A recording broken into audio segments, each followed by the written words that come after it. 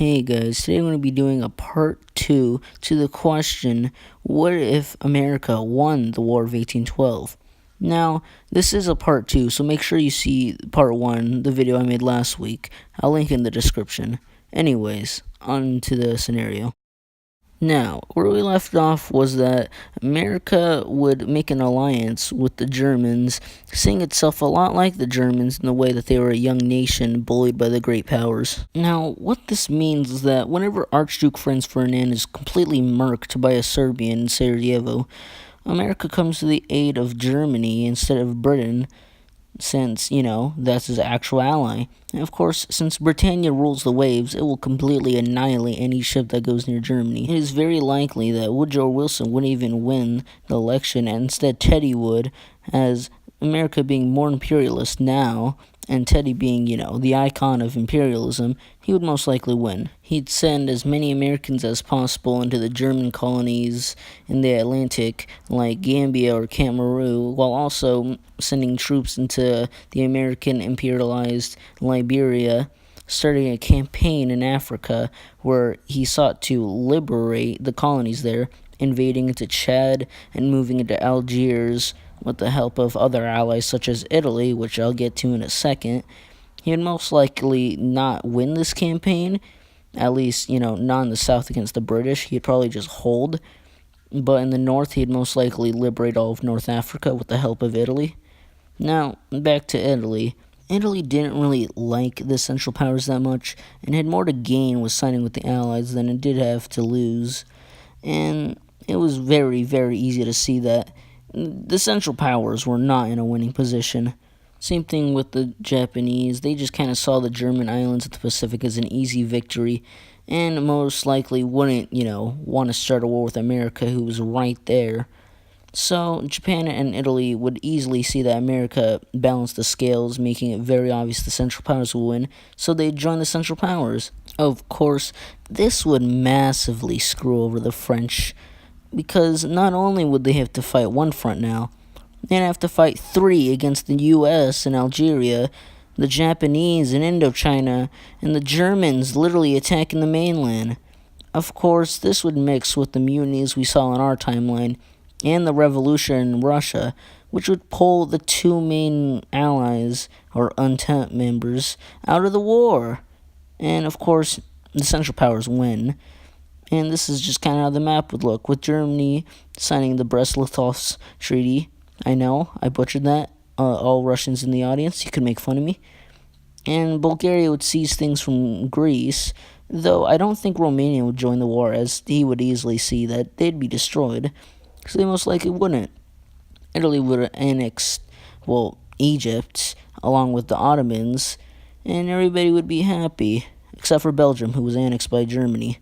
Womp womp.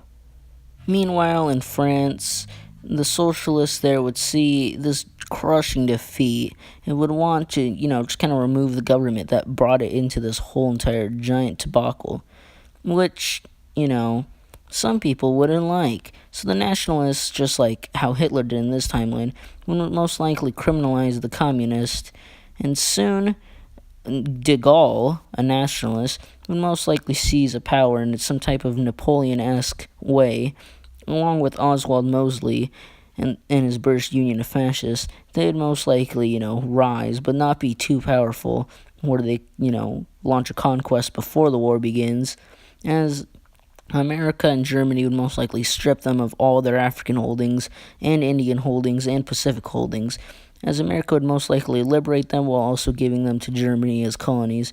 These two would not be too happy about it and make an alliance between the 2 fascist states, and most likely also draw an alliance with nationalist Spain and fascist Portugal, creating some type of fascist powers. Meanwhile, Germany would just make the Soviets even more mad, as they seized a whole bunch of land that, it wasn't really willing to give Stalin or any of them. Meanwhile, the sick man of Europe, Austria-Hungary, would most likely just kind of be put down by Germany and Italy, as they would most likely see it as a dying country and a weak ally. They just invade its holdings and take what they want. So Hungary would become its own kingdom, very mad at the Central Powers ruining a good thing. An okay thing, I guess. Anyways, Germany would grow way bigger, and so would Italy, annexing the Croatian holdings and Serbian holdings, and occupying Albania. Oh yeah, side note, the Ottoman Empire would most likely just dissolve into a constant state of fighting and civil wars between its ethnic groups, just like the Mexican Revolution. Anyways, there would most likely be a new entente formed by Japan, France, Britain, and the Soviet Union, who would most likely begin to work on a plan for a secret surprise attack on the old Central Powers. Meanwhile, the US would start reconstructing its own economy along with the colonies of the colonial holdings. That is, until the Roosevelt recession would just kind of make a giant setback. But Germany and America would most likely try and make some type of, plan to deal with the fascists and the bad economy. Of course, while doing that, they'd most likely just be attacked, as though the new entente would see this as the perfect opportunity. The US has fallen into a recession. Of course, this attack would see major land grabs by the French and the Soviets, but of course, not all things can last. Of course, with America not being able to land anywhere again, it most likely just sponsored the Italian army by giving it money and guns. Of course, with the spaghetti army getting the guns it needs, America can then use its manpower to invade through Japanese Indochina, Manchuria, and attack the mainland while helping the nationalists. While Germany is quickly pushing into France, seeing a new Schlieffen plan where they take out the French and attack the Soviets. Of course, the French start some type of guerrilla campaign, but the Germans are really, really ready to shut that stuff down, as they've been working on the Hamburg project. A project to, split an atom. Of course, with Germany never having that whole Nazi phase in this timeline, Albert Einstein would never be kicked out, and several Jewish scientists wouldn't either, causing the bomb to be created much faster, causing the capitulation of Spain, Portugal, and France.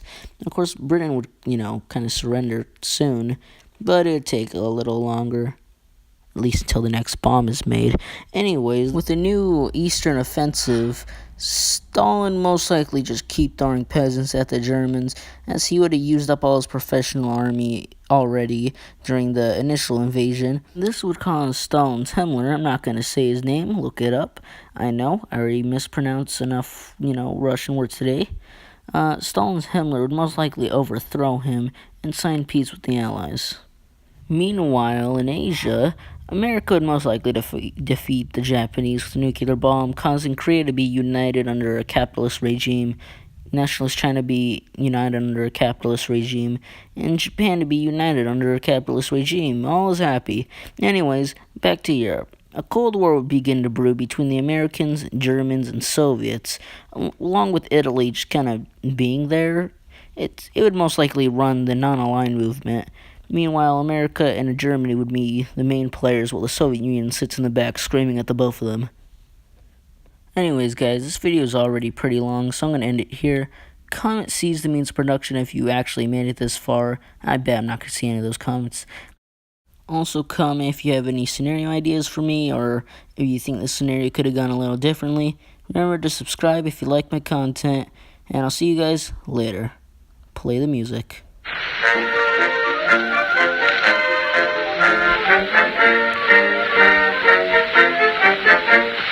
Johnny, get your gun, get your gun, get your gun.